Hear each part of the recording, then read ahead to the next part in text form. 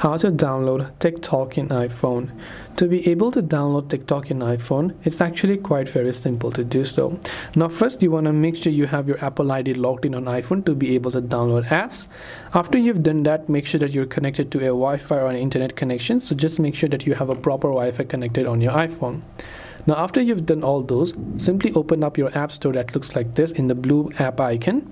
Once you open up your app store, this is the interface you will see. So to download TikTok, you can tap the search icon or the search bar from the top and just search for TikTok. Once you search for TikTok, this is the interface you will see here.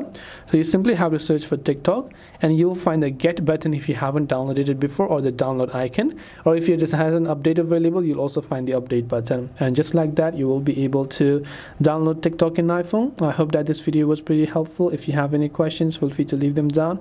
Thanks for watching till the very end of this tutorial, and see you soon as always in the next video.